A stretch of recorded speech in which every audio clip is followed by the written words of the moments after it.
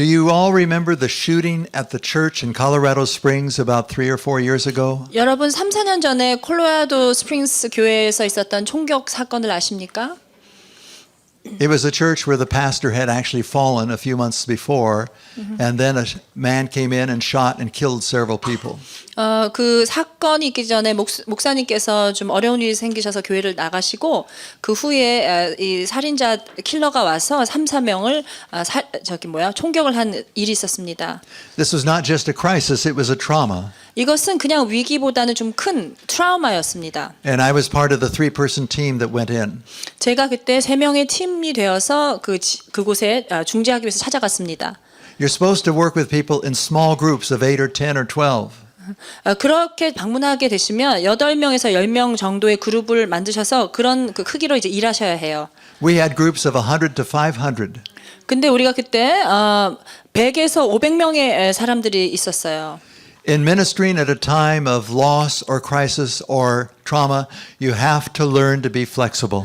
그런데 이런 상실이나 위기, 트라우마를 경험하실 때는 여러분이 굉장히 융통성 있게, 탄력 있게 대처하셔야 합니다.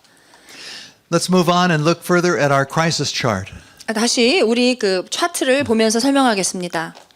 In the third phase, it's called adjustment. 세 번째 단계는 조정하는 단계, 내가 적응하는 단계입니다. And this can take weeks to months. 이때는 몇 주에서 몇 달이 걸리게 됩니다. So when people say at 3 months, it's about time that you moved on with your life, it's the time you got over it, they don't know what they're talking about. 그래서 사람들이 야 이때 3달이나 됐으면 그만 좀 슬퍼해라 라고 얘기하는 사람들은 무슨 말을 하는지 모르고 하는 거예요. This is a time where some of your positive thoughts start coming back, but you still have all the emotions. It's a mixture of both, back and forth and back and forth. 이때는 확실하게 이제 여러분 좋은 감정들도 돌아오기 시작하는데 동일하게 힘든 감정들이 이렇게 두 가지가 섞여 있는 그런 때입니다. Now you're able to problem solve. 이제 여러분은 문제를 해결할 수 있게 됐어요. And you may begin looking for something new to invest in. 이제 여러분께서는 새로운 것을 투자할 대상을 찾기 시작하십니다. That is good, except if this was a lost relationship because you might not be ready to invest. 이게 나쁜 건 아닌데요. 예를 들어서 관계가 상실돼서 새로운 관계를 위해서 지금 찾고 있다면 이것은 좀 주의해야 합니다. You're now able to stop and look at what you've been through and begin to learn from it. 이제는 여러분께서 멈춰서서 내가 지난 그 어려움을 통해서 배울 수 있는 것이 가능해집니다. If you're working with someone in this third phase, this is the time where you can say, where has God been in all of this? What have you learned about God? What questions have you had answered or would you like to ask God? 이때야말로 하나님에 대해서 질문할 수 있는 좋은 때입니다. 당신이 이런 어려움을 겪는 동안 하나님은 어디 계신 것이죠? 어떻게 생각하십니까? 하나님에 대해서 무엇을 배우셨습니까?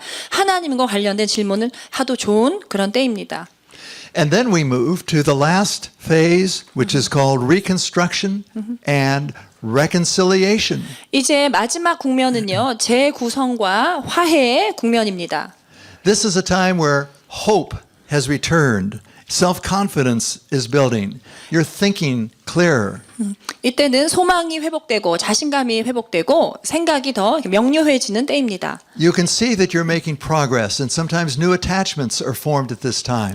이때는 정말 발전하고 있는 것을 느끼고요. 새롭게 내가 이렇게 애착을 형성할 수 있는 것을 찾게 됩니다. We call this reconciliation because many times in a crisis you have relationships that are broken, that are damaged, that are hurt, and now is a time for healing to occur and forgiveness to become a part of this. 왜 이것을 화해의 시간이라고도 부르냐면요. 많은 그 어려움이 관계 단절이나 관계 그 손상이 생겨서 오는데 이때는 용서라는 단어를 사용할 수 있는 그만큼 회복이 된 단계입니다. You will find some people that will go through these 4 phases maybe in a month's or 2 months' time, but you'll find some that would take years, and there are going to be some people that get stuck and they don't move on. 그런데 어떤 분들은 이 국면에서 1, 2개월 안에 나오기도 하시고 또 수년이 걸리기도 하시고 또 어떤 분들은 수년이 걸려도 거기서 정체돼서 나오지 못하는 분들이 계세요. I'd like to have some suggestions. How will you make use of this chart? 이 차트를 어떻게 사용하면 좋을지 한번 제안을 해주시겠어요? Yes. Show them and then let them find where they 보여주고 Very, very good. 본인들의 상태를 파악할 수 있게 한번 찾아보게 하신대요. Yes. There are two things to do with a chart. One, listen to the person and look to see where they are. And you can keep track of where they are in their crisis by what they say to you. 이 두 가지를 하실 수가 있어요. 차트를 꺼내놓고 얘기를 들으시면서 이 사람이 어디에 지금 있는가 하고 보실 수 있고. And the second thing is, if they are in phase 2, I show them the chart and say, let me tell you about the chart. And I explain it to them. And then I ask, do you see yourself anywhere? 그래서 두 번째는 보여주시면서 예를 들어서 제2 국면에 해당하는 사람이면 보여주시면서 혹시 어디에 해당되는지 본인을 찾을 수 있겠냐고 묻습니다. And many times they will say, oh, yes, I see myself here. The emotions, and they're all over the place, and I can't think well at all, and I want to bargain and everything. What did you do? Did you draw this up on me, Norm? 그러면 그 분이 내담자가 그러시는데 여기 2번이 전데요. 이거 다 나네. 감정이 막 다 몰려오고 저를 생각하고 글을 쓰셨냐고 이렇게 묻는데요. And I say, no, this is what everybody goes through in a crisis. And they say, you mean I'm normal? 그러면 Yes, you're normal. 그분이 그러세요. 그러면 제가 이렇게 얘기하죠. 누구나 다 이걸 경험한다고 얘기하면 그 내담자가 그러면 제가 정상이냐고 얘기할 때 제가 그렇습니다. 지금 정상이시라고 얘기합니다. And so it normalizes for them what they're going through, and it educates them what's going to go on, because I'll point to the last part of it where I say, what is that word? And they say, well, it's hope. I don't really feel hopeful now, but because this says hope, maybe that will give me hope. 그래서 정상이라고 괜찮다고 느끼게 해주고 여러분이 교육을 해주실 수도 있어요. 이렇게 읽다 보면 그분이 여기 단어가 소망이라고 있는데 그게 가능하냐고 얘기할 때 가능하다고 지적해 줄 수 있는 것입니다. I encourage you to make copies of this crisis chart and have copies available in your desk or your wherever you work, so that when somebody's in a crisis, you can take it out and they can see this. It's important that people see things in writing because we're a visual culture. We learn through our eyes as well as through our ears. 그래서 이 그 위기 도표를 항상 갖고 다니시다가 그런 일 있을 때 사용하시고요. 지금은 굉장히 시각적인 문화이기 때문에 이렇게 문서로 정리된 도표가 많이 도움이 되실 것입니다. Now we've identified what a crisis is, but how do we help them? What do we do then? 이제 위기에 대해서 그 정의를 살펴봤는데요. 그러면 위기에 실제적으로 처한 분들을 어떻게 도울 수 있습니까? Let's take a look at the principles of helping. 자, 돕는 그 원칙들을 살펴보겠습니다. They need immediate intervention. A crisis is a time of danger and a time-limited opportunity for intervention. 네, 그들은 즉각적인 중재가 필요합니다. 위기는 위험한 시간이고요. 중재의 기회가 아주 제한된 그런 때입니다. People cannot tolerate the stress of a crisis for too long. They'll try to resolve it in one way or another within 6 weeks. Circle the words 6 weeks. 6주에 동그라미를 치십시오. 사람들은 위기에서 오는 스트레스를 장기간 견뎌낼 수 없습니다. 그들은 무슨 수를 써서라도 6주 내에는 문제를 해결하려고 할 것입니다. The first goal of crisis intervention may be merely to avert a disastrous outcome. 위기 중재의 첫 번째 목표는 단지 파괴적인 결과를 피하는 것이 될 수도 있습니다. A crisis time is when, one, people are most accessible. 위기의 시간은 이런 때입니다. 사람들에게 다가가기 가장 쉬운 때이고, People are least defensive. 네, 그들이 최소한 방어적이고, People have tried routine approaches and failed. 사람들은 일상적인 접근 방식들을 이미 시도해서 실패해 본 경험이 있고, People are more receptive, 사람들은 더 수용적이고, but you must see them immediately.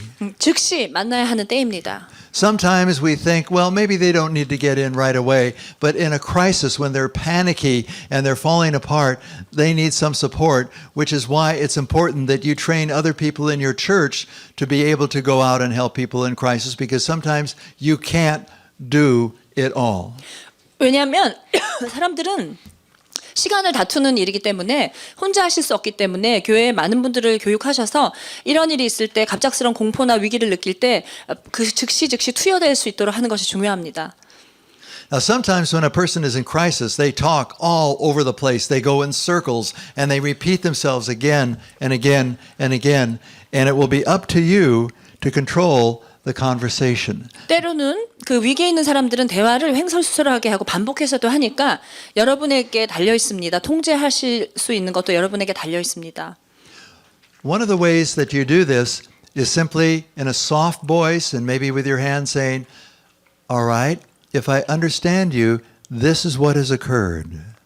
그러면 여러분이 제스처를 사용하셔도 좋고 아주 부드러운 목소리로 그렇다면 지금 이런 일이 일어나고 있는 것입니까? 라고 이렇게 얘기하셔도 좋습니다. If they're real excited and all over the place, you don't want to become like that, but you want to model a calm approach and stay in charge simply by your gesture and your tone. 여러분이 그래서 이 어려움을 당한 분은 굉장히 많이 흥분해 있고 횡설수설하기 때문에 여러분의 굉장히 그 통제된 그 제스처와 또 목소리 톤도 중요하고요. 차분하게 그러나 침착하고 평안하게 이렇게 얘기하시고 그 행동을 보여주시는 것이 중요합니다. 진정시키십시오.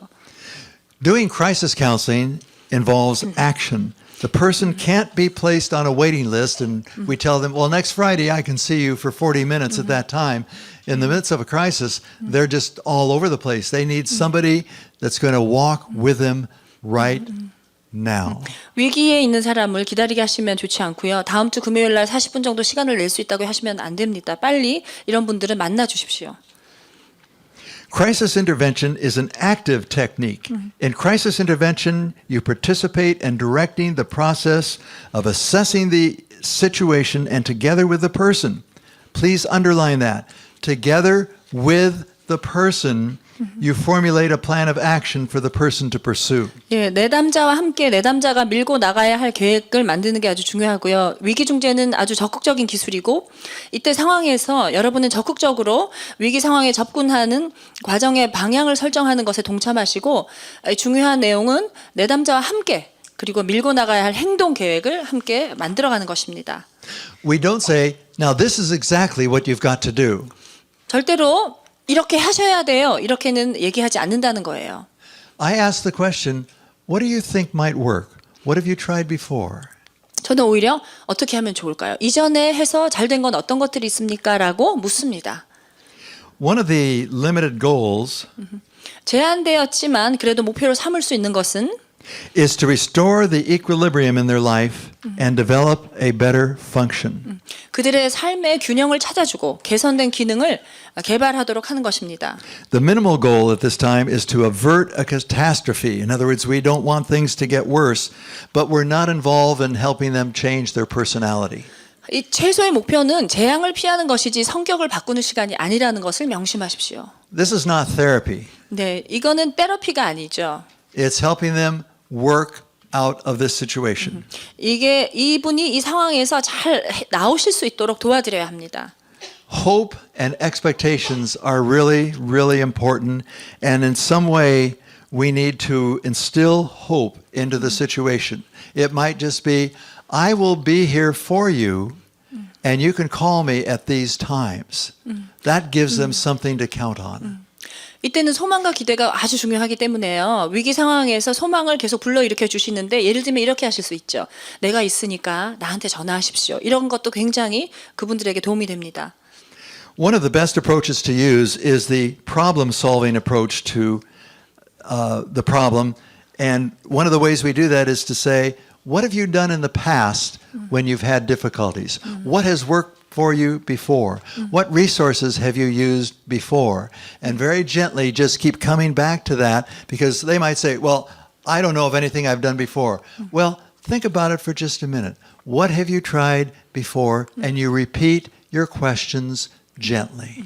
그래서 이때는 여러분께서 과거에 사용한 방법들을 물어보시면서 문제 해결을 위한 접근 방식을 이 지금 당면한 문제에 사용하십시오. 그래서 아주 부드럽게 반복하시면서 그분이 나는 할 수 없다고 얘기하더라도 과거에 해서 잘 되었던 방법이 어떤 것이 있습니까? 한번 생각해 보십시오. 과거에 어떤 자원을 사용해서 이 문제 이런 비슷한 문제를 해결하셨습니까? 라고 반복해서 물어보십시오. One of the things to look for is where is their support? 그리고 누가 지원해주는 사람이 있는가 하는 것입니다. Who do they have in their life that they can count on? Is it a relative? Is it a friend? Is it an organization? Is it a church? 이 어려움을 당한 분을 도울 친척들이 있는가, 기관이 있는지, 교회가 있는지 지원자들을 한번 물색해 보십시오. For many individuals, one of the reasons a crisis occurs is the lack of adequate support from other individuals. 많은 이런 위기 가운데 있는 분들의 문제는 적절한 지원을 받지 못하시기 때문에 그래요. One of the questions is, how can we give support? It's just be accessible. Here's when I will be available. I would like you to call me tomorrow afternoon between 2 and 3. I'll have a few minutes and we can just check and see how you're doing. And see how you've controlled that? You haven't said, I'll have an hour to talk. I've just got a little bit of time. And you give them that window of opportunity.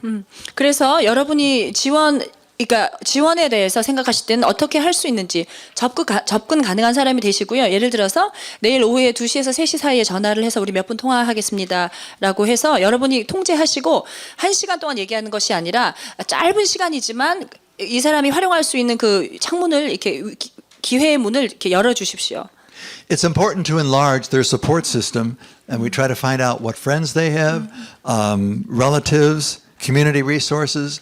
But this is where, if you had a team within your church who is a crisis response team, they can go into action. Dr. Rex Johnson has this at the church where he ministers, and they're having just a tremendous time with this. And he can tell you more about this. So instead of calling me, call Dr. Johnson. 그래서 여러분이 팀으로 하시면 좋습니다. 그리고 지원 그룹을 확장해서 이분이 갖고 있는 친구나 친척들이나 공동체 자원들을 한번 보시고 그래서 이런 그 위기에 반응하는 팀이 있는 것이 중요한데요. 렉스 존슨 교수님이 교회에 이 팀이 있으세요. 그러니까 이런 팀들이 함께 나가는 것이죠. 그래서 저한테 문의하지 마시고 이분에게 문제가 생기면 전화하세요.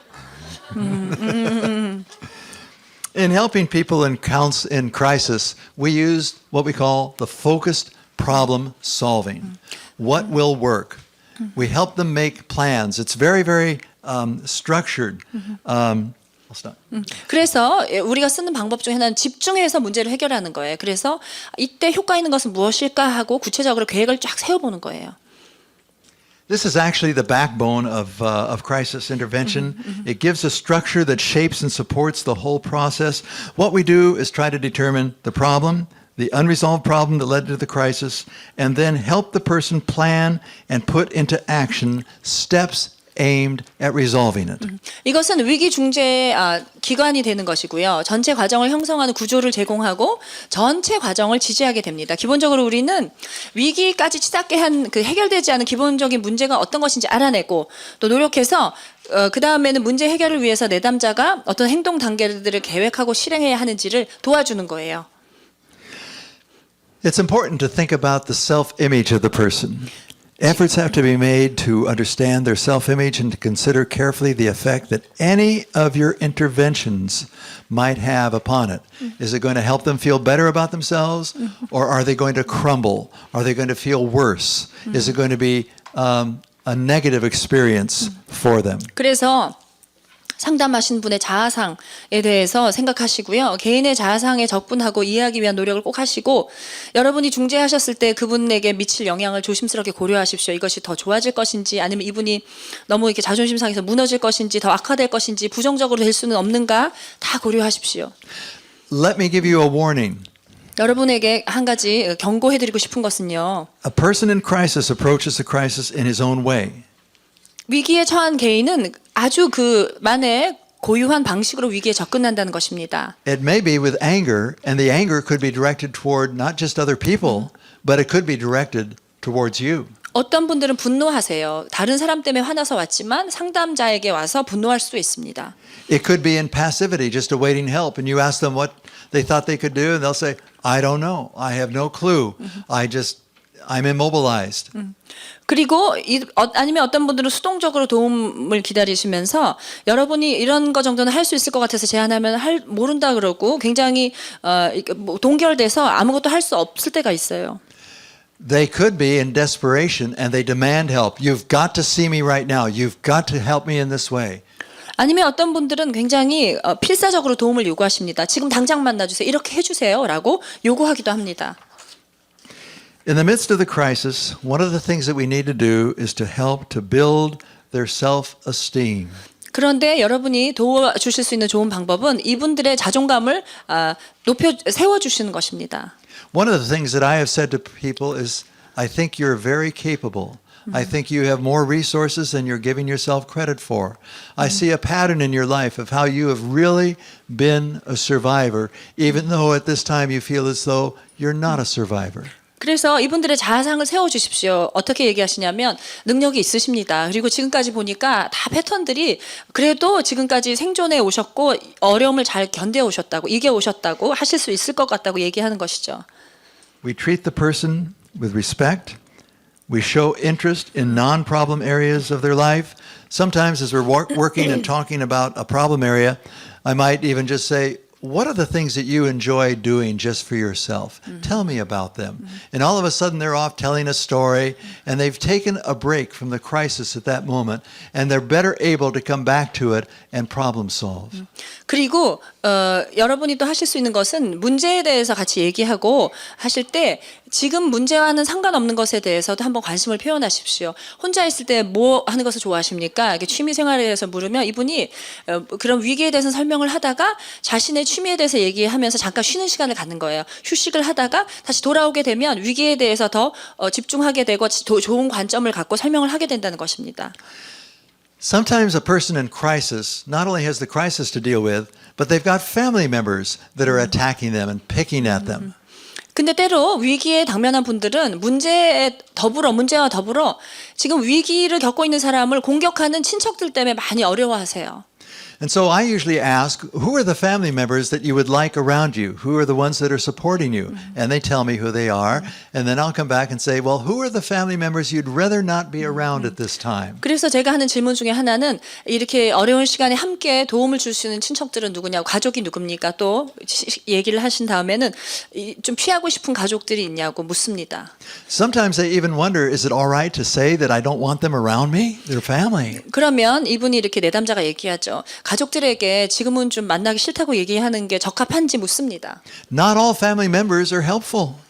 그런데 그렇게 해야 될 때가 있어요. 왜냐하면 가족 모두가 다 나한테 지금 도움을 줄 수 있는 게 아니기 때문에 어렵게 할 수 있기 때문에. And so we give them permission to say, well, here are 4 of them that have been really helpful and here are 3 that just make me feel worse every time I talk to them. 그러면 내담자가 이렇게 얘기하죠. 아는 사람 중에 가족 중에 4명은 정말 좋은데 3명을 만나면 계속 공격받는다고 얘기합니다. And then we talk about what they can say to those family members they don't want around and how they can keep them at arm's length. 그러면 저희가 알려주는 것이 그 불편한 사람들을 지혜롭게 피할 수 있는 방법들을 가르쳐 줍니다. Speaking of family, I've always had a smaller family unit myself. 저는 지금까지는 굉장히 가족이 아주 핵가족으로 소그룹이었어요. 작은 인원만 갖고 있었어요. 3 years ago at Christmas time, we had 5 people for Christmas dinner. 3년 전 성탄절에는 5명이 모여서 밥을 먹었고요. After I remarried, 재혼하고는요. this last Christmas we had 35. 작년 성탄절 때는 35명이 모였어요. My wife has 50 relatives in town. 아내는 친척이 모두 50명이 있어요. 지금 한 동네에. So I'm learning about large families, 이제 제가 대가족에 대해서 배우기 시작했습니다. and most are good. 네, 대부분 근데 다 좋아요. Encourage the person not to blame others. 내담자가 다른 사람들을 원망하지 않도록 격려해 주십시오. It's so easy to put the responsibility onto other individuals. 다른 사람 책임으로 전가하는 것이 쉽지만 Okay. We need to convey the belief that the person is valuable and capable. Remember that I said yesterday that we need to loan them our faith and our hope because they don't have any? This is it. Sometimes we just say, you know, from what I've heard from you, I've seen that you are a survivor and you have the capability of doing this. 그러니까 이분들이 지금 없는 것을 빌려주셔야 돼요. 믿음과 소망을 빌려주시고요. 이렇게 들으시면서 내가 당신 얘기를 들어보니까 지금까지 잘 살아오셨고 능력이 충분합니다라고 얘기하셔서 그분이 얼마나 유능한지 존귀한지를 부각시켜 주십시오. One of our goals in helping a person in crisis is for them to develop self-reliance. They're able to function on their own. 그리고 여러분께서 그분들이 자기 자신을 의지하고 신뢰할 수 있도록 기능할 수 있음을 입증해 드리셔야 합니다. Now, I'll try to translate this phrase a little different because it says, don't let them hop into your lap. And what that means is don't let them be dependent upon you and you do everything for them. 여러분에게 전적으로 의지하지 않게 하십시오. 여러분 무릎으로 뛰어 올라오지 않게 하십시오. Do nothing for that person that they can't do for themselves. 그들이 혼자서 잘 할 수 있는 것들에 대해서는 여러분이 나서지 마십시오. And you know what? It's okay to say, I don't have all the answers. 괜찮은 대답 중에 하나는 저도 다 몰라요. 이렇게 얘기해도 된다는 것입니다. But I'll do some research and see what I can find for you. 그런데 저도 공부해보고 한번 알아보겠습니다라고 얘기해도 좋죠. This is really important because as we counsel people, no matter what kind of counseling, you know what you're doing? You're working yourself out of a job. 여러분께서 가장 중요한 것은 상담하실 때 어떤 면에서는 상담하기 위해서 만나지만 그 일을 점점 더 줄이셔야 되는 게 사실 좋은 상담이에요. When they call you and say, you know what? I don't need to see you anymore. 제일 좋은 것은 나 이제 선생님 만날 필요가 없어요 라고 하는 게 좋은 거죠. And we can say, praise the Lord. 그러면 할렐루야 주님을 찬양하자고 이렇게 얘기하시는 게 좋아요. Now, something to remember is that a crisis can hit an entire group of people, like this class here. A crisis we could experience the same crisis, and you know what? We would all respond differently. 예를 들어서 또 위기가 이 전체 그룹에게 다 닥칠 수도 있으나 개개인이 반응하는 건 다 조금씩 다르다는 것입니다. Something else, though, if you work with a person in crisis and they live in a family where the other family members have not experienced the crisis. 예를 들어서 위기를 처한 어떤 구성원이 위기를 경험하지 못하고 모르는 그런 가족들과 살아요. You might have to work with the other family members and teach them what the other individual is going through and how to respond. 그러면 나머지 가족들을 교육하셔서 지금 위기에 당한 사람한테 어떻게 반응해야 하는지 알려주셔야 하고 교육시키셔야 합니다.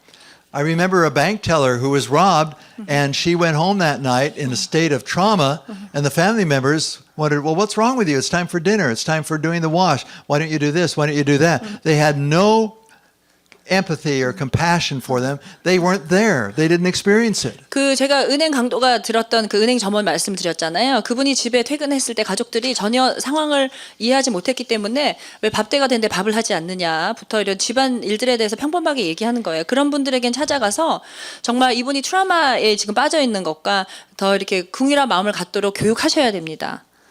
This is why it's so important for us in our churches to teach our entire congregation about grief and loss and crisis. Even though they might not be experiencing it, they will then have more empathy, more compassion to the people who are experiencing this. 그래서 사실은 교회 전 교인이 배워야 되는 것이 이 비통이나 상실과 위기에 대한 것인데요. 이런 경험이 부재하기 때문에 사람들에 대해서 감정이입이 되거나 긍휼한 마음을 갖는 것이 어렵습니다. Let me share with you an experience that I had that became a crisis for some people. 제가 경험했던 것을 여러분에게 나눠드리고 싶습니다. 위기에 대한 것인데요. I was attending Fuller Seminary, and I didn't have all my units filled up, and I had extra units, so I signed up for a course called Biblical Narration. 제가 플러 신학교 다닐 때 그 수업을 다 듣지 못한 것이 있어서 하나를 제가 그 성경적 해석이라는 과목을 제가 이제 수강하기 시작했어요. I had no idea what the course was about. 이 그 과목에 대해서 정확한 이해가 없이 듣게 되었는데요. It just fit my schedule. 제 스케줄에 맞았기 때문에 이 과목을 채택했습니다. And it was 3 quarters. 3학기 동안 이제 하는 거예요. There were 50 of us in the class, and I found out that the class was about learning how to read the scriptures out loud. 보니까 들어가서 성경 말씀을 소리내서 읽는 것을 배우는 교실이었어요.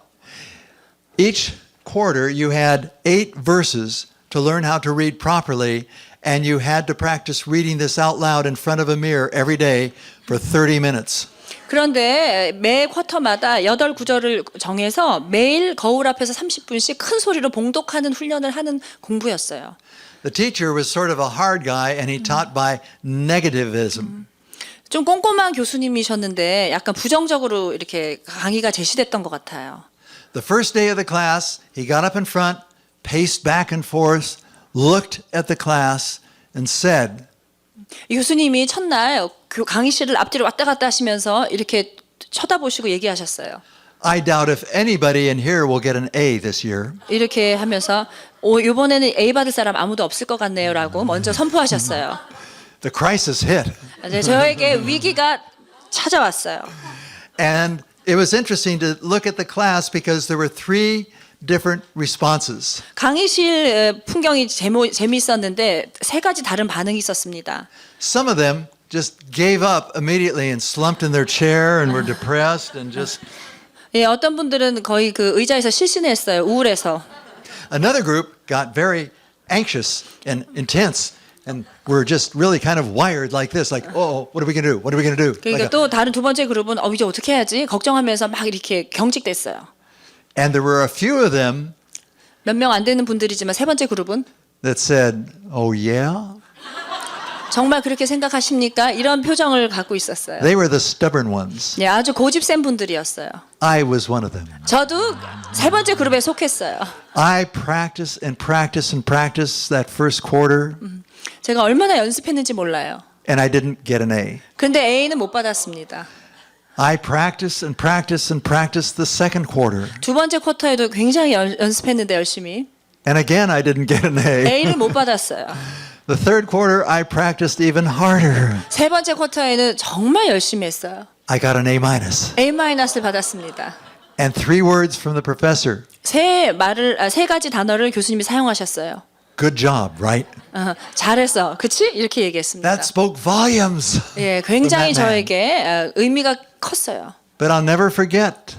제가 잊지 못하는 것은 We all had the same statement made to us, but one group gave up immediately.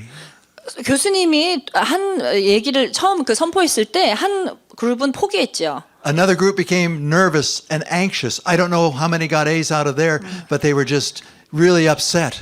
두 번째 그룹은 거기서 몇 분이 A를 받았는지 모르지만 굉장히 속상해하고 굉장히 이렇게 민감해졌어요. But the third group took it as a challenge. 세 번째 그룹은 도전으로 받아들이고 붙잡은 거죠. Those that take a crisis as a challenge, 위기를 도전으로 받아들이시는 분들은 and they look to see what they can do and what they can learn, 그리고 내가 이때 무엇을 할 수 있고 무엇을 배울 수 있는가 생각한다면 they will grow. 성장할 수밖에 없습니다. 그런 분들은. People will say after a crisis, boy, I wish that had never happened, and yet this is what I learned through it. This is how I grew. 그래서 이런 분들이 하는 얘기는 이걸 또 반복하고 싶지는 않지만 이 위기를 통해서 내가 이런 것들을 배웠다고 얘기할 수 있는 분들입니다. We will all change when we go through loss and a crisis. 우리가 상실과 위기를 경험할 땐 다 변화를 겪습니다. You see, in a loss, we can learn about the comfort of God. We can learn how to apply the scriptures. We can grow. 우리가 상실을 경험했을 때는 하나님의 위로를 경험하고 말씀과 가까워지고 잘할 수 있습니다. But there is another purpose to loss and crisis. 그러나 이 위기나 상실의 다른 목적이 하나 있어요. It's found in 2 Corinthians chapter 1. 고린도후서 1장에 나오는 말씀입니다. With the comfort and the encouragement and the consolation that you have received, you will be able to comfort, to console, and to encourage others. 너희가 받은 위로와 격려와 도우심으로 다른 사람들을 격려하고 위로하고 돕는다는 말씀입니다. We're going to move to a different topic now, 이제 다른 주제를 다룰 것이에요. which is a crisis. 이것도 위기죠. How would you respond if I were to say to you that almost everybody in this room has had an affair? 이 방에 있는 모든 분들이 다 불륜을 경험한 적이 있다고 얘기한다면 어떻게 반응하시겠어요? You'd probably be in crisis. 그러면 위기에 있는 것이죠. But it's true. 그런데 이것이 그럴 수 있습니다. For anyone who is married, 누구나 기혼자들은 they are involved in affairs. 불륜에 있으면 An affair is anything that takes away the time, the energy, the attention, the emotions from the marital partner. 사실 이 불륜은 어떤 것을 불륜이라고 하느냐면 남편이나 아내 말고 다른 사람에게 내가 시간을 쓰거나 에너지, 관심 그럼 감정을 들인다고 할 땐 사실은 다 그게 불륜에 들어갈 수 있는 것입니다. It could be a hobby such as golf, not fishing though. 낚시는 낚시하는 사람들은 절대로 안 그래요. 그러나 골프 치는 사람들 중에 It could be your work. 아니면 직장에서 그런 일이 있을 수 있죠. Many pastors have affairs with their church. 많은 목사님들이 교회 내에서 이런 부적절한 관계 가운데 있을 때가 있어요. They 상황이나. give to the church time, energy, attention, effort that rightfully belongs to their spouse. 다시 말씀드리면 목사님은 교회 전체적으로 교회와 이렇게 교회에 이렇게 시간과 에너지와 관심과 감정을 쏟을 수 있다는 거예요. 부인이 아닌 교회에. But the type of affair we're talking about here is an extramarital affair with another individual. 그러나 제가 이 시간에 다루기 원하는 것은 혼외 관계에 대해서 그런 것들에 대해서 다루기 원합니다. There's a pastor here in Southern California that for 30 years has specialized in working with people with affairs. 이 캘리포니아 남부에는요 목회를 30년간 하신 목사님이 있는데 이분은 30년간 뭐만 연구하셨냐면 불륜에 대해서 혼외 관계에 대해서 연구하신 분이 있어요. He has written several books on the subject. 책도 많이 쓰셨고요. His name is Dr. Dave Carter 데이브 카터라고 하는 분이세요. at the Evangelical Free Church of Fullerton. 예, 플러튼의 이반젤리컬 프리 처치의 목사님이십니다. He is a real specialist in this area. 이분의 전문 분야예요. 그 혼외 관계에 대한 것이. But I want to talk to you about this today for two reasons. 두 가지 이유로 이 주제를 나누기 원합니다, 여러분과. We will be involved in helping individuals, helping couples try to restore a marriage after there has been an affair. 많은 분들을 여러분들이 개인이나 커플로 만나게 되실 텐데 남편이 부적절한 관계에 있다가 돌아오신 그 가정일 경우에 어떻게 도울 수 있는지. But we also need guidelines for our own life to protect our own marriage. 또 우리 자신들의 상담자로서의 우리 자신들의 삶에 대한 어떤 그 가이드라인을 갖기 위해서 이 주제를 나눕니다. I'd like to give you some of the causes for an affair. 이런 그 부적절한 관계가 왜 생기는지 원인들을 살펴보겠습니다. Midlife causes. 네, 중년 자체가 원인이 될 수 있습니다. Quite often, when couples get into their middle ages, something occurs. 부부가 중년을 경험하게 되면 어떤 일이 일어납니다. It could be on the part of a man that he feels as though that his youth and masculinity is going. He could feel like his marriage is stagnated, and he wants something new at this time. 남자 입장에서는 이제 굉장히 혈기가 왕성했던 것이나 남성성이 사라지고 뭔가 결혼이 이렇게 기진맥진하는 것 같고 새롭게 동기부여할 것이 필요하다고 생각할 때입니다. I'm sure many of you have heard of the male midlife crisis. 네, 남성들이 경험하는 중년의 위기에 대해서 들어본 적이 있으시죠? Not all men go through the male midlife crisis. 이 중년의 위기를 모든 남성들이 다 겪는 것은 아닙니다. We do go through midlife transitions. 그러나 그 중년의 과도기는 경험합니다. A crisis is something different. 위기는 좀 다른 정의를 갖고 있습니다. And that's a time when the man who has spent 20 or 25 years building his identity in his work, he realizes that, is this all there is? Or I'm never going to get to where I wanted to be? I've got to find something else. And so he often begins looking for intimacy. 그래서 남자분이 예를 들어서 같은 직장에서 20년에서 25년 계셨던 분은 이게 정말 다인가 내 인생에서 그리고 내가 원했던 꿈이 이것인가 원했던 것이 이것인가 하면서 새로운 것을 찾게 되고 새로운 것을 찾을 때 꼭 친밀한 것을 원한다는 거예요. And a woman on the other hand might be tired of her husband not responding to her and just putting himself into the work and she begins looking elsewhere. Or since she's been focusing on intimacy for 25 years, she says, I'm going to find out who I am.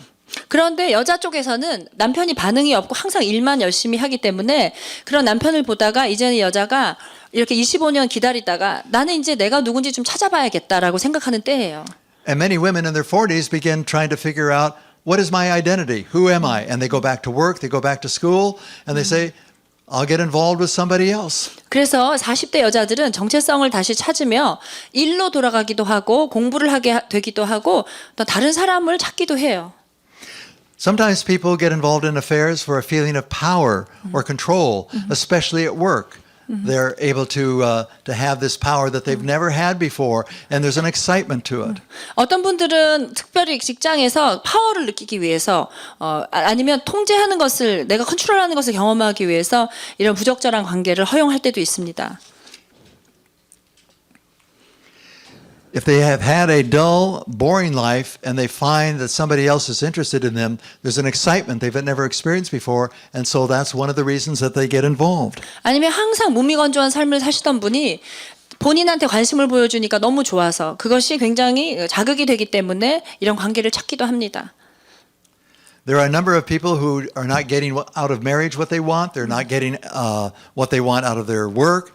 And all of a sudden, they get involved with somebody else. And that is so satisfying. And that's why they make that choice. 아니면 직장이나 결혼에서 원했던 그 보상이 없고 결핍될 때 이런 그 제3의 관계에서 만족스러운 결과를 느끼게 되는 것이죠. One of the other causes 또 다른 그 원인은 is the marital neglect. 결혼을 방치할 때예요. 결혼 생활을. Sometimes people feel in their marriage that they're getting the leftovers. 어떨 때 사람들은 꼭 남은 사람처럼 음식이 남은 것처럼 그런 느낌이 가질 때가 있습니다. A husband might see his wife in the morning just hassling with the children and not made up or anything, and he gets home at the end of the day and she's still hassling with the children and cooking and everything. She's not put on her makeup or whatnot, and he's there at work with individuals who are dressed up nice and they smell nice and everything. You don't see the real life, you know? 그래서 어떤 분은 막 애들하고 씨름하고 아침도 잘 챙겨주지 있지 않은 아내를 보고 또 퇴근하고 와서도 동일하게 아이들하고 계속 부대 끼고 저녁 준비도 돼 있지 않고 화장 잘 이렇게 가꾸지 않은 아내의 모습을 보다가 직장에서 항상 이렇게 준비하고 세련되게 오는 사람들을 봤을 때는 이게 비교가 되는 것입니다. Sometimes an affair occurs because a person is angry at their spouse because they've been abused, neglected, or somehow taken advantage of by the other person. But all of those factors feed one thing, their thought life. And their thought life goes and goes and goes, and it's not under control of the scripture, but it's just focusing on the negative and focusing on the worst, and that sets you up for an affair. 그리고 어떤 경우는 배우자가 많이 화가 났을 때 이런 일이 있을 수 있습니다. 항상 나한테 신경 쓰지 않는 것 같고 방치되는 것 같고 상대방이 나를 이용하는 것 같은 느낌이 들 때는 이분의 사고가 먼저 점령을 당하기 시작합니다. 그래서 성경적이지 않은 생각을 하게 되고 계속 부정적인 생각을 하는 것이 사실은 이런 그 부적절한 관계로 시작하게 되는 첫 번째 시작이 되는 것이죠. This next one sounds strange. 예, 지금 내용은 좀 이상하게 느끼실 수 있어요. But sometimes affairs occur because the person has a failing marriage, and so they say, well, I'm entitled to have intimacy elsewhere. I can't get it at home, so I'm just going to do it this way. 조금 이상하게 들릴 수 있지만 어떤 분들은 결혼이 만족스럽지 않고 와해되어 가기 때문에 어찌되었던 내가 누리고 얻어야 되는 그 부분에 대해서 다른 관계에서라도 내가 좀 찾아봐야겠다라고 생각하시고 나에게 그 있는 권리를 찾기 위해서 나가시는 분들이 있어요. I've heard strange reasons. I remember talking to one man who said, well, I thought having an affair would actually help my marriage get better. 어떤 분은 이렇게 바람 피면 원래 결혼 생활이 참 활력소가 된다고 얘기를 이상하게 하는 분들을 만났어요. I didn't tell him that I thought he was delusional. 제가 굉장히 좀 이렇게 망상에 빠진 사람이라고 얘기는 안 했지만 For a number of individuals, when they are having difficulty in their sexual intimacy, maybe they're incompatible, maybe they're frustrated, maybe there's dysfunctions, maybe they question their masculinity, their femininity, and so that's the reason they get involved in affairs. 어떤 분들은 성적 친밀감을 결혼 생활에서 느끼지 못하셔서 좌절하시기도 하죠. 그래서 제대로 이것이 기능이 되지 않을 때나 남성성에 대해서 확인이 되지 않을 때 밖에 나가서 그것을 찾기 위해서 그런 부적절한 관계 가운데 들어가기도 합니다. There are some that I call romance addicts. 제가 또 붙이고 싶은 이름은 로맨스에 중독된 분들이 있어요. They watch the romantic movies, they read these romantic novels. 로맨틱한 영화나 그런 소설들을 막 읽어요. Have you ever noticed on the romantic novels, it's the same couple. They're, the most beautiful people. They're engaged, in a hold like this, and they're just really unreal. 그런 그 로맨틱한 그 소설들 표지 같은데 보시면 이 세상에서 가장 아름다운 남성분과 여성분이 결혼하는 것 같은데 굉장히 그 비현실적인 내용들인 것 같아요. Another cause of affairs is the external or internal encouragement. 또 외적 그리고 내적인 격려가 결핍될 때 그렇습니다. There's very little encouragement on the part of our culture 문화가 우리에게 격려해 주지는 않습니다. to encourage faithfulness. 어떤 것을 격려하지 않느냐 하면 성실한 것에 대해서 격려하지 않는 문화입니다. When is the last time we saw faithfulness in a movie? 여러분 영화에서 굉장히 성실한 배우자에 대해서 좋게 생각하는 영화를 보신 적 있으십니까? Some of the internal pressures that come into play can mean unresolved anger and bitterness. 많은 또 내면적으로 해결되지 않는 압박감 때문에 그렇게 되기도 하죠. 쓴뿌리가 있을 때나 해결되지 않는 분노가 있을 때 이렇게 되기도 합니다. Self-hatred 또 자기를 증오하는 분들이 있어요. or low self-esteem. 또 자존감이 없는 분들이 이럴 수 있습니다. If you feel poorly about yourself and all of a sudden somebody new comes in and shows attention, it's like, oh my goodness, I've been missing all of this. And they get involved. 자존감이 굉장히 낮은 분이 있다고 생각했을 때 누가 칭찬을 해주게 되면 내가 이런 사람인지 몰랐네라고 생각하면서 그런 관계에 들어갈 수도 있습니다. Perfectionism. 예, 완벽주의가 있습니다. A spouse wants their spouse to be perfect. 상대방 배우자가 완벽하기를 기대합니다. No one is perfect. 그 누구도 완벽하진 않습니다. In fact, I've never met a successful perfectionist. 저는 성공적인 완벽주의자를 만난 적은 없어요. They always find some defect. 항상 결함을 갖고 있습니다. The whole aspect of acceptance of the uniqueness of the other person with their frailties is part of the calling to be married. 여러분 결혼의 부르심 중에 하나는 정말 그 사람 전체를 다 사랑하고 연약함까지도 내가 감싸 안아야 하는 것이 결혼으로의 부르심이라고 생각됩니다. There are some who become involved in affairs because of an escape. 어떤 분은 도피하기 위해서 다른 관계에 들어갑니다. It's a painful marriage. Life is dull. It's boring. And the escape occurs because when there's an affair involved, the mind is involved and there's a lot of fantasy that goes on. 이런 경우에는 정말 결혼에 어려움이 많고 또 삶이 무미건조하기 때문에 이런 분들은 마음속으로 항상 먼저 생각하고 이런 그 환상에 빠져 있다가 이런 다른 관계로 도피하는 것이죠. One of the greatest causes is what we call emotional deprivation. 가장 큰 이유 중에 하나로는 감정적인 결핍이 있습니다. Needs are not being fulfilled. The intimacy is not being fulfilled. The failure to satisfactorily have any fulfillment just creates this void, this vacuum, and this sensitivity to anybody's overtures toward you. 그래서 이런 분들에게는 필요나 친밀감이 전혀 채워지지 않은 상태이고 성취되거나 이런 충족된 것이 항상 실패할 때 굉장히 큰 공허함과 이 마음의 진공이 생기게 돼서 조금만 그런 사람이 접근해 오면 민감하게 내가 그것에 반응하게 되는 것입니다.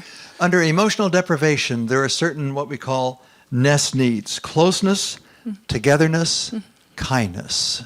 그래서 감정적인 결핍에는 이러저러한 필요들이 있는데 밀접하기 원하는 것, 함께하기 원하는 것, 또 친절함을 경험하기 원하는 것, 이 세 가지가 큽니다. Many people think it could never happen to me. 많은 분들이 나는 절대로 그런 일은 없을 거야라고 생각하세요. I really believe that Satan rejoices when somebody takes that stance because we're all human. We have that sin nature. 그런데 우리가 나는 절대로 그럴 일이 없을 것이라고 얘기할 때 사탄은 굉장히 기뻐하는 것 같아요. 우리는 모두 인간이기 때문에 또 죄성을 가지고 있는 것을 인정해야 합니다. As believers, we need to set a different standard. 우리는 신자로서 좀 더 다른 기준을 가져야 합니다. I don't know how many pastors I've worked with over the years who have fallen. 얼마나 많은 목사님들이 무너졌는지 몰라요. And when they say that sin is social, it is really true because it affects so many people. It affects the local congregation, but it affects the whole Christian body. 여러분, 죄가 사회적이라고 하는 개념이 정확한 것 같습니다. 왜냐하면 한 개인의 죄로 그 공동체가, 사회가, 모든 기독교인들이 상처를 받기 때문입니다. I'd like to suggest to you certain warning signs of an affair. 여러분에게 이제는 이런 그 부적절한 관계가 일어날 때 징후들, 경고의 징후들을 알려드리고 싶어요. I don't know if this is possible, but I really believe that these signs need to be shared with everyone in our church. 이 사인이 무조건 다 정확하다고는 할 수 없지만 이런 내용들은 교인들이 다 알고 있으면 좋겠습니다. Regardless of the reasons that actually lead people into an affair, drifting often sets everything into motion. 불륜에 실제적으로 빠지게 하는 직접적인 원인들하고는 별도로 모든 삶이 목표에서 이탈해서 표류하기 시작할 때 벌써 이미 이것은 시작된다는 것입니다. We talked about drifting yesterday on the journey of marriage. 어제 결혼의 여정에 대해서 얘기하면서 표류하는 것에 대해서 설명했습니다. When you drift, you just are moved around by the different winds, the different waters. You're not in charge of where you're going. You're not focusing on that marriage. You're just letting everything just take it where it will go. 표류하는 것은 다른 바람이나 물살에 따라서 이리저리 그냥 흔들려서 가는 것이고 내가 주도하는 것이 아니고 내가 주목해서 지금 보고 있지 않을 때입니다. For those of you who are married, have you established goals for your marriage that you're working toward? 여러분 기혼하신 분들은 내가 이루고 싶은 목표들을 갖고 있는 것이 중요합니다. Most couples don't have specific goals. They just go day by day, child by child. But if you have goals that you work toward, all of a sudden you've got a plan and you're working together. And that togetherness is critical. 그래서 결혼하신 분들은 목표를 세우는 것이 중요합니다. 그냥 하루하루 지나가고 아이 낳다 보면은 결혼 생활을 그냥 이어가게 되는데 목표를 하게 되면 나도 모르는 사이에 어떤 계획이 있는 것을 보게 될 것이고 계획하신 분들은 구체적인 행동을 하게 될 것이고 가장 중요한 것은 두 사람이 함께 하게 된다는 것입니다. Another warning sign is this. Are you creating excuses to continually visit with someone in your work environment, neighborhood, social club, or organization?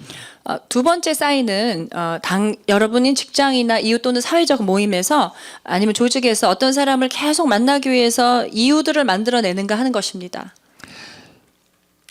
How are you handling repetitive contact with a particular person in a working, social, or sporting situation?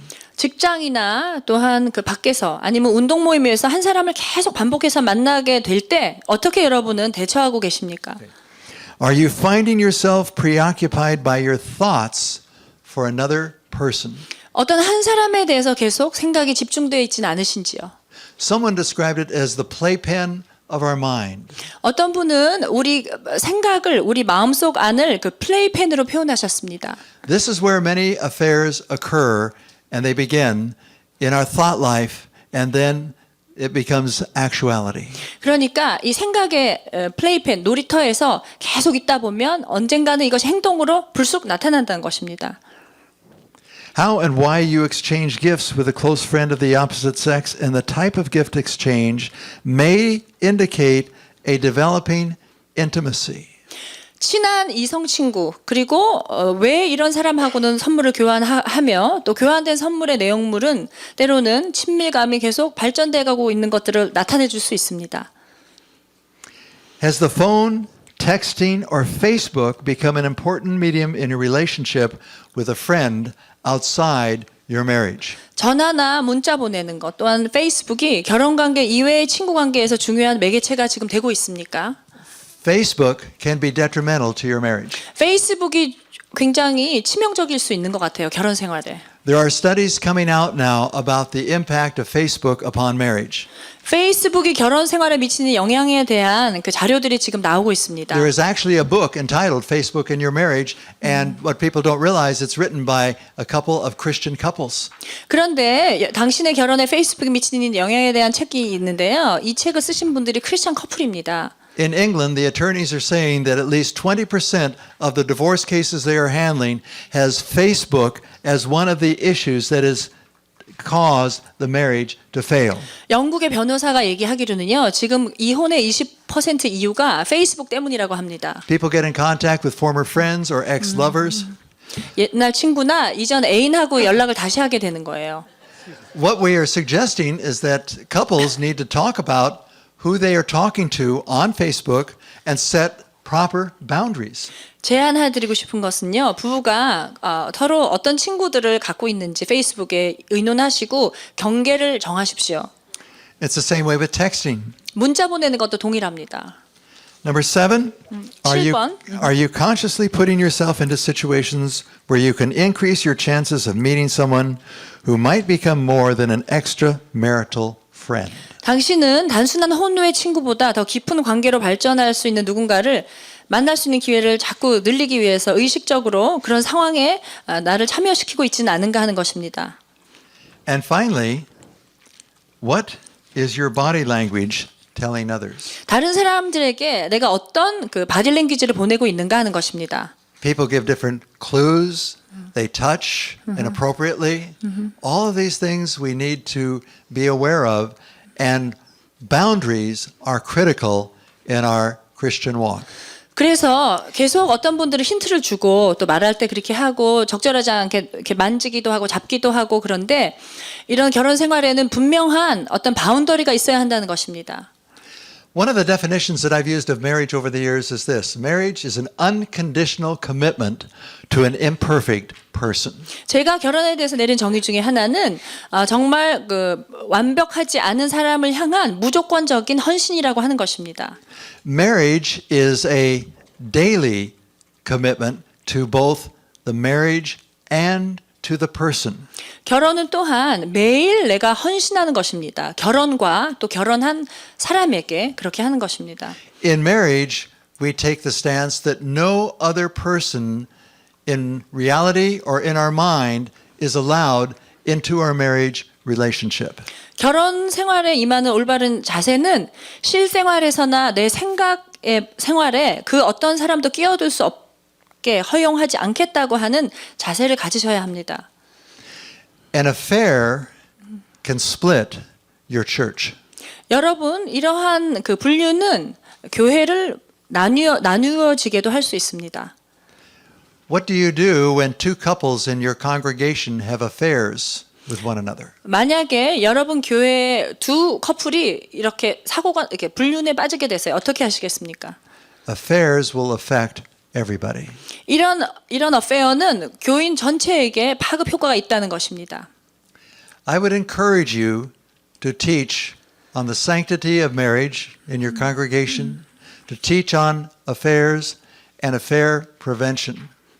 저는 여러분이 교회로 돌아가셔서 결혼의 신성함에 대해서 가르치시고 또한 이런 그 불륜이 생길 수 있는 징후들에 대해서 경고해 주시면 좋겠습니다.